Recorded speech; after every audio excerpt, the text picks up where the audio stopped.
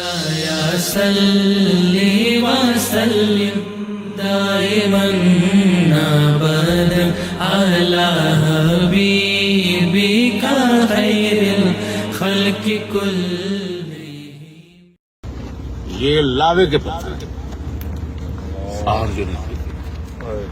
اب وہ بھی پہاڑ لاوے کے، یہ بھی پہاڑ لاوے کے. یہ دیکھ رہے ہیں یہ سارا آگے جا رہا ہے.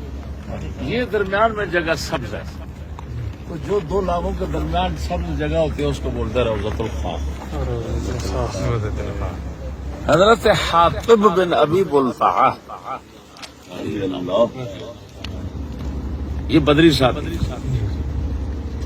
جب آپ علیہ السلام نے فتح مکہ فرمانے کا ارادہ فرمایا، مکہ شریف پر حملے کا، تو اس وقت حاطب بن ابی بلتعہ جو تھے نا، ان کا سامان ادھر تھا مکہ شریف میں.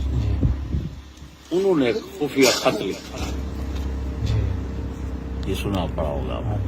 وہ خفیہ خط ایک عورت کو دیا تھا، مشرقہ عورت. وہ عورت اسی راستے سے آ رہی تھی. یہاں پر جب وہ پہنچی تو پیچھے مولا علی اور ایک اور ساتھ پاک تھے، ان کو حضور نے بھیجا تھا کہ عورت وہاں پہنچ چکی ہے، تم جاؤ. اس نے سر کے بالوں میں وہ خط چھپایا ہوا ہے وہ لے آؤ. جب ادھر پہنچے عورت ایسے پہلے انکار کر دکھا دے ورنہ تیرے کپڑے اتار لیں. یہ میں نے تفصیل سے وہ میں نے یہاں کہا کہ وہ عورت تھی کافرہ بطور جاہلیت، شکولن نہیں تھی. اس نے کہا مجھے ہاتھ نہ لگانا، میں خود نکال دیتی. شکولن ہوتی تو کہتے ہی وہاں کپڑے تارو، تم نہیں تارو میں خود اتار دے.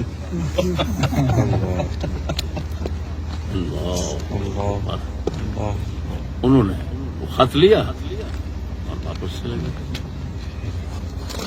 پھر آگے کیسا وہ بخاری میں آئی، یہ قرآن پاک کی یہ جو آیت ہے نا، وہ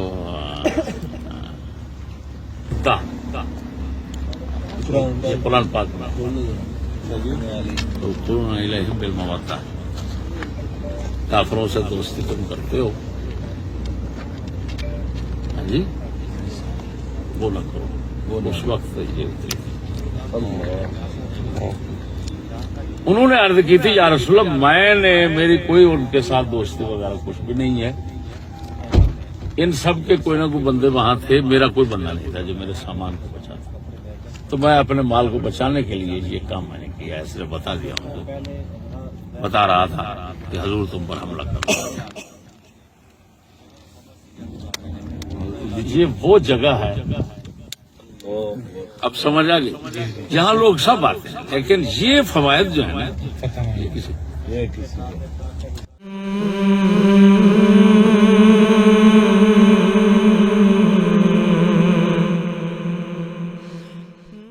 مولاي صل وسلم